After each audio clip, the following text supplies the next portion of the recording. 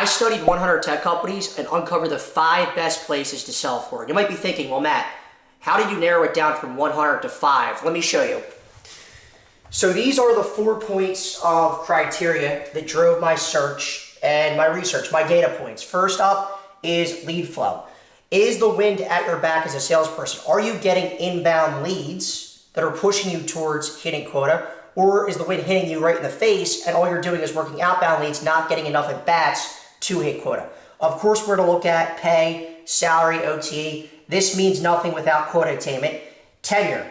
How long have the folks at that company been in seat on average? And how long did folks stay at that company who are no longer selling at that company? They're selling elsewhere. This is a huge indicator of a healthy sales organization. So not only am I going to walk you guys through the data points, how to source the data points, you can uncover great sales organizations to work throughout your sales career, but along the way, I'll drop some tips on how to land roles at companies like these. Up first, the creme de la creme of all of tech sales, which is ServiceNow. Guys, if I could go back in time to 2016 when I'm graduating college, I would sit myself down and say, Matt, do whatever you have to do to get to land an SDR role at ServiceNow.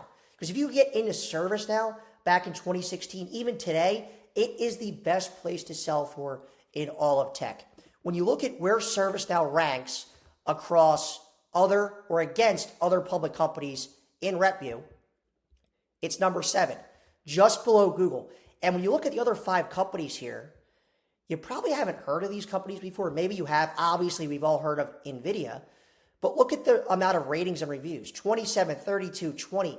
Not a whole lot. So I'm not putting a lot of stake into these companies because there's not a lot of data points. Whereas for Google and ServiceNow, there are. When we look at lead flow, here's where ServiceNow ranks against some of the other top orgs across tech. So it's towards the top of the pack. You need inbound leads to be successful. If you don't have inbound leads, as I mentioned at the start of the video, it's going to seem like you're sailing a boat and the wind is hitting you in the face. When you have a name brand like ServiceNow, it makes it so much easier to sell. It makes it so much easier to prospect. Now when you're selling that boat, the wind is at your back, and you have a good chance, if you work hard and you scale up, to hit quota, which is what most, and we're going to see this now, of these ServiceNow reps are doing. Most of these ServiceNow reps are hitting quota. Look at these numbers, guys. SDRs, base salary 65, OTE 90. The top SDRs are making 122, and 77% are hitting quota. Now, the reason this is important is not because you're going to make 90, maybe just out of college, or 122 if you're really crushing it in this role. The reason this is important is because you need to hit your quota in order to promote. You do not want to be stuck in SDR purgatory for years and years and years, like you might be or probably will be at a lot of other sales organizations, at most other sales organizations. At ServiceNow, they have a defined path to promotion. I've seen this. I know this because I talk to people at ServiceNow frequently. So these guys, SDRs and girls, are crushing their quota. They're making a lot of money. They're probably just out of college or just transferred into tech sales, and they're promoting quickly to enterprise account executive, mid-market account executive. Enterprise AEs, most of ServiceNow's sales reps are enterprise AEs. This is an enterprise-first product. Base salary, 155. 155. OTE, 310. Top reps are making 808.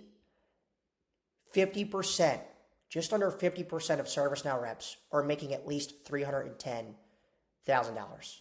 Selling a name brand product that has great lead flow. Absolutely tremendous.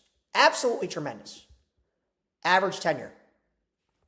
64% of the sales team has been in seat at least 2 years. Now, to provide some context around this, there's different data points out there.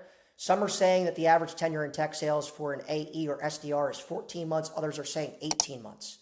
So anything north of 2 years is a healthy indication of a sales organization. And for ServiceNow, 64% of the team has been in seat at least 2 years. Now, how I found this number, bit of a manual process, just went into Sales Navigator, checked off sales for function, and went down the list and counted off everybody here that has been at ServiceNow at least 10 years, not 10 years, at least 2 years, checked them off and did that for 100 reps and aggregated that across ServiceNow. So Jack Campbell's a good example. He's been here 10 years. He would count towards my list. 64% again have been at the company at least 2 years. Better run sales organizations drive longer tenure. As you could see, in tech, there isn't a better company to work for to grow a career than ServiceNow. They're at the far right beyond most of these companies. Awesome stuff. Now, just as important as average tenure is how long did the folks who left ServiceNow in sales roles, how long do they stay at ServiceNow before leaving? Because across tech, the average number that I'm seeing is around 20-25% are staying at least 2 years. Whereas here, 84% of sales reps who left stayed at least 2 years. Now, how I found this number, so you guys can take this strategy to evaluate other tech companies, I went into LinkedIn Sales Navigator. I made sure the current company was not ServiceNow, their past company was, the function was sales, and I had to open up each profile. So I opened up 100 different profiles and went down and saw, hey, how long was Herv, or how long was he at ServiceNow? He was there for 3 years. So he would count towards my list. And 84% of these guys, 84% stayed at least 2 years. Unheard of, unseen in all of tech. Now, job hunting tip. In order to land a role at a ServiceNow, guys, you need to treat the process of getting a sales job like a sales job. Getting a sales job is a sales job.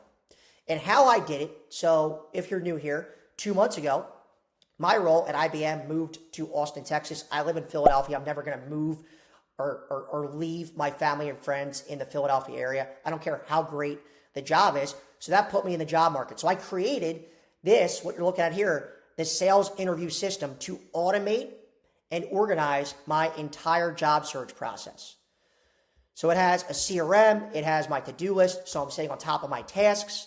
It has my target companies, all the research I'm doing on the companies, questions I can expect, questions I should be asking to uncover red flags, all the different resources, my CRM of the hiring managers, reps, and recruiters I'm reaching out to, and then templates and scripts, 30, 60, 90-day plans, resume templates, sales plan templates, mock cold call, mock discovery call, anything that I thought I would need to crush my interviews, organized and automated all in one place. Because you're watching the video, guys, you do get 30% off if you think this would be helpful for you in your job search. It helped me a great deal staying organized and staying on track with everything. Just use the code 30OFFJOB, link in the description, to have access to the template. Now that we got that out of the way, company number 2. These guys are annoying as hell, but we cannot deny it. And you probably know exactly who I'm talking about. It's Gong. It's Gong. Yes, their reps are very annoying on LinkedIn. They act like they're LinkedIn gods. They act like every tip they spew on LinkedIn would hold true across different personas, that what they're saying or doing from a prospecting perspective to a VP of sales, a CRO, would work on a CISO, which Gong reps, if you're watching the video, me and you are not the same. However, you guys are selling an absolutely tremendous product that every salesperson knows. Every salesperson knows Gong. The brand job by this company is revolutionary, and it's probably never been seen before in all of SaaS, all of tech. So if you're at Gong, you might be thinking, well, it seems like this guy's kind of salty and jealous. I kind of am. You guys are selling a tremendous product, and you're making a lot more money than me. Kudos to you guys for getting into a great organization. This tweet says it all. Looking for a sales org that meets this criteria. Rep view score 84 and trending up. Sales org attrition rate less than 40%. That's the turnover that I was talking about earlier. Percent of team quota attainment 50% plus. Sales output increasing 10% year over year. They're hiring more salespeople, but they're not subtracting, or quota attainment is not a prisoner to an increase in sales output. And culture and leadership, which I kind of think is kind of a culty, Kool-Aid type leadership, or not leadership. Culture at Gong, 4+. Gong, Stripe, and Autodesk. Gong is Gong is absolutely killing it right now, guys. And when we look at inbound leads, they're not getting a ton of inbound leads. So their inbound leads, they're 67th percent on RepView of software orgs, 854 out of 2,600. And they have a lot of reviews that say stuff like this. Where is it? You're expected to self-source all of your opportunities, so 95% of the job is cold calls and emails. So from an inbound lead perspective, they're not getting a lot of help, which is kind of surprising because their marketing is, I think, tremendous. However, you have to think about it like this. There probably isn't an easier persona to prospect into than a salesperson. We pick up the phone more than other people. We resonate with salespeople, so we'll respond to a cold LinkedIn DM. We'll respond to a cold email because we're in their shoes. We know what they're going through because we're going through the same thing. And salespeople live and are active on LinkedIn. And LinkedIn is probably becoming the number one source to prospect successfully. Cybersecurity leaders, the folks that I prospect to, are not active on LinkedIn like sales folks are, because sales folks live on LinkedIn. So from a prospecting perspective, and you tell me, Gong Reps, it's got to be pretty damn easy to get people on the phone, to get meetings. That's just coming from my perspective. I could be dead wrong. Quota attainment and pay. SDRs, 72% are hitting quota. The top SDRs are making 129. They're promoting quickly into SMB account executives, which top SMBs are making just under $300,000, which is just crazy, unheard of. 63% are hitting quota. Mid-market, 59% are hitting quota. And enterprise, and this number changed quite a bit, guys. So a year ago, when I was looking at this, the 58% number was more like 30-something percent. So they did some changes within their sales organization, and now it's looking much healthier. Top enterprise AEs here are making $847,000. These guys, albeit they might be a bit annoying and Kool-Aid drinking, they're killing it. They're making a lot more money than me. Kudos to you guys. Average tenure. 36% of the team has been in seat for at least 2 years. So across the different companies that I looked at, are the top 5, this is the lowest. And in terms of how long they stayed, 52% of reps who left stayed at least 2 years. Extremely healthy. Again, a good indicator for me. At least 40% of the team who left stayed at least 2 years. So they're above that by 12%. Job hunting tip. This is my favorite way to set up an interview. I'm going to walk you through an actual example that got me an interview. So I connected with Ryan on LinkedIn. I saw that he had a job opening at Pure Storage, which was one of the best companies to work for in all of tech. I connected with him, he connected with me, or accepted the connection request, then I sent him this video. Hey Ryan, I don't know if you're going to like this very much, but on Friday, I think it was Friday or Saturday, me and my girlfriend, we were drinking beer, we were eating pizza, all while watching Netflix. I just came across your most recent post. I thought it was pretty clever. And a couple other of your posts are great too. But the reason for the video message, I didn't notice any job openings or postings at Pure in the Philadelphia market. I was curious, whose like radar should I be getting on at Pure Storage in the event, an opening pops up on one of the Philadelphia teams, to see if I might be a fit to join the team at some point in the future? I'm a huge fan of Pure. The G2 score is tremendous. The RepView score, I think it's like one of the best scores for a public company on RepView. So keep up the LinkedIn posts. I'll continue to follow them, but any sort of advice or direction you could provide a Philly guy like me would be appreciated. Thanks a lot, Ryan. Appreciate it. So there it is. And then I got a response a couple hours later from Ryan, who gave me some direction, but he's the guy I want to connect with. And this is how I got an interview set up with Ryan. So send blank connection requests to folks that you think are a hiring manager, regardless if they have a job opening or not. As you could hear in that message, they didn't have a job opening. I had no idea. I just knew that they're a great organization, and I wanted to get on his radar. And then once they accept, send over a LinkedIn video message using the framework that I used in the video. This works, guys, because if you're just relying on applying online, it is a black hole. It does not work. It's the best way to get interview conversations set up if you're not going to get a referral into and organization. So that's Gong. This is a company you probably have never heard of before, but they've been on my radar, is Triple Whale. This is a list of all of the, or overall, best companies to sell for within RepVue, and Triple Whale is ranked number 8. These guys are killing it. These guys are killing it. Now, a top green flag when looking at new sales jobs, I came across this Reddit post. Inbound. And I know I keep harping on this. Inbound leads is the number one factor towards your success. Looking at Triple Whale, their inbound lead flow is absolutely tremendous. These guys, these reps are getting a lot of at-bats. And when you're getting a lot of at-bats, you're going to make a lot of mistakes, but you're going to ramp up much quicker than if it's all outbound and you're not getting a lot of at-bats. They're number 25 guys out of 2,600 companies. 25. From a marketing perspective, whatever these guys are doing to bring in inbound leads, tremendous. Absolutely tremendous. Now, quota attainment and pay. Let's look at what these guys are making here. SDRs, top guys are making 105, 72% are hitting quota. Not surprising with the inbound lead flow. These SDRs are probably working a lot of inbound leads versus outbound. Mid-market AEs, 210 OTE, 490, they're pulling in. 89% are hitting quota. 89% when the average quota attainment in tech is less than 40%. Come on. Ridiculous. Excuse me.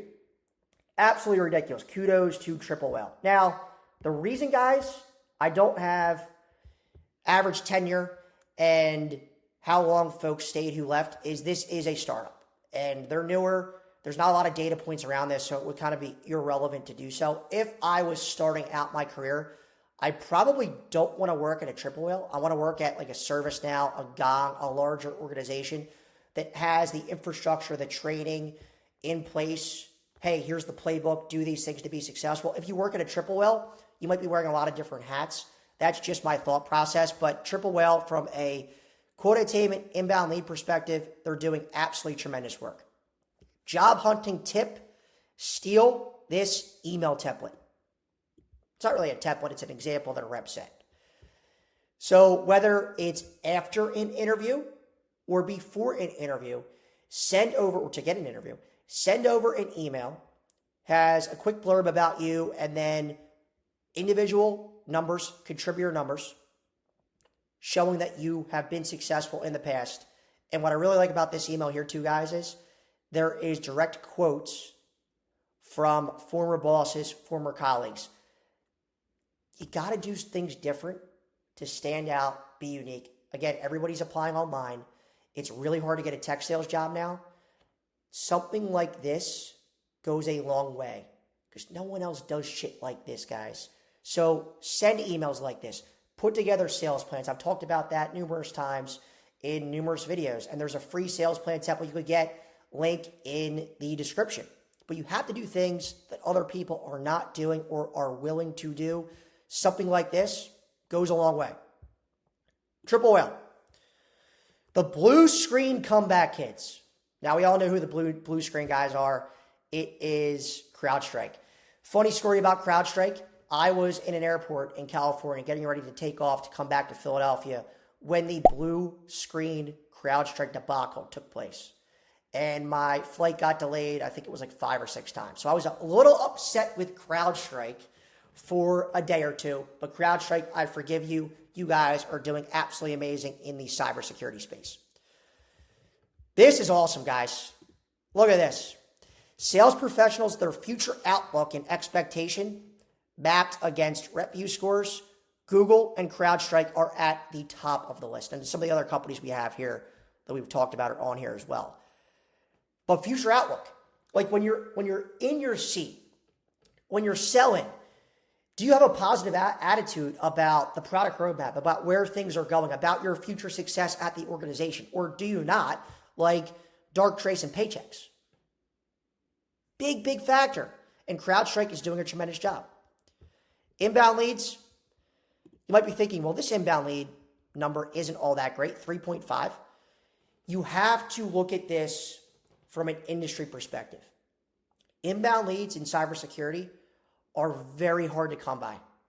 When you look at inbound leads across different cybersecurity organizations, across cybersecurity as a whole, the inbound lead flow is probably around 1.5. So these guys are doing double what most cybersecurity sales organizations are doing. Their brand, everybody knows CrowdStrike. Not for the blue screen, but everybody knows CrowdStrike. And if everybody knows CrowdStrike, it's going to be easier to sell that product. Quota attainment and pay. SDRs, OT 75, 67% are hitting quota, which means they're happy. SMBs, 43%.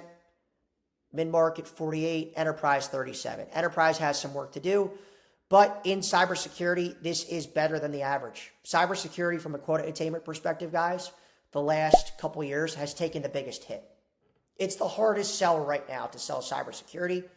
It's taking the biggest hit from a quota attainment perspective, from a OTE perspective.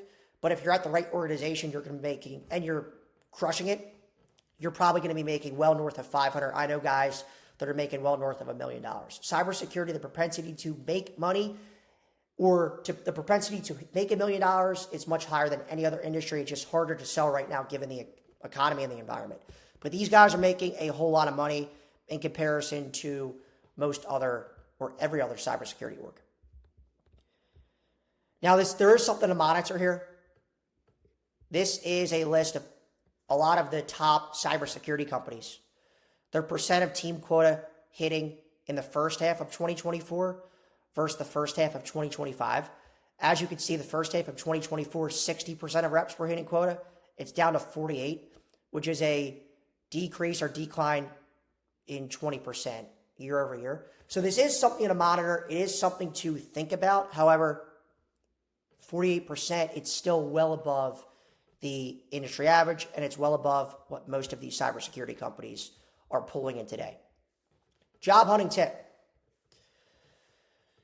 When you find a company you want to work at, send them a blank connection request to current reps, whether it's SDRs or AEs. If they accept, send a message like this. Chris, appreciate you connecting with me on LinkedIn. I'm in the job market for my next role. Might be a tall ask, being that you have no idea who I am, but would you be opposed to connecting for 15 minutes later this week? Looking to get some advice on how to break into a company like yours. If not, no worries. 2 out of 10 of these messages will be returned, accepted, and you'll hop on the phone with a sales rep at the org you are targeting. Sales reps tend to be more inclined to help other sales reps out. We get it. We're in your shoes. We know how hard it is to land a role at a great company like a CrowdStrike. At the end of the conversation, after you get some feedback and some advice, some coaching from the rep, get your questions answered. End the conversation by asking for a referral.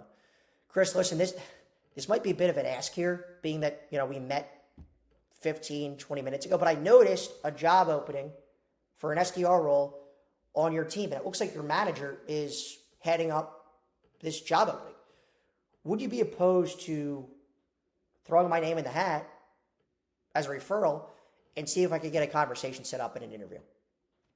It's worth the ask, guys. And guess what? In tech sales, we're incentivized to refer folks. At IBM, we made I think it was $4,000. $4,000 for a referral that stayed at least 6 months. So you're making money. You're incentivized to refer other folks. That's CrowdStrike. Are these guys going to IPO? Is Databricks, are they going to IPO? This is the big question.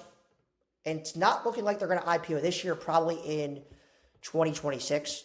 Their inbound lead flow is strong, 3.6. Everybody knows Databricks, name brand. These guys are making a boatload of money. SDR, 75% hitting quota. Mid-market, 49%. Enterprise, 39%. And this number, strategic's over $1 million. 855. So we do have some work to do here from a quota attainment perspective, so I'm not sure kind of what's going on there. But very healthy, a pre-IPO company. Some of these reps, guys, if this company goes public, are going to make a shit ton of money. And when I say shit ton of money, some of them could probably retire if they got in early enough to Databricks. Average tenure, not all that great. 36% of the team has been in seat at least 2 years. And the reason this is pre-IPO companies, their work-life balance is not all that great, right? You're working hard, you're working your ass off. The expectations are really, really high because they need to hit certain numbers in order to go public. They need to hit certain numbers in order to get acquired, whatever that company's target is. So I wasn't surprised to see this. However, 48% of reps who left stayed at least 2 years. Very, very strong. Very, very strong. Databricks, this is a company I tried to get into. I couldn't. I just didn't have the experience in the background, but the reps who are in there, kudos to you guys. Hopefully you IPO this year or next and make a ton of money. Oh, and one more thing. Job hunting tip. You now landed an interview at a Databricks, at a ServiceNow, at a Google, at a Gong, at a Triple Whale. Now what? How are you going to crush that interview?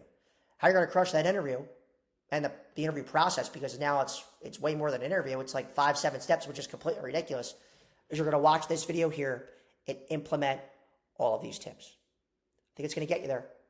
Thanks for watching, guys. Appreciate you.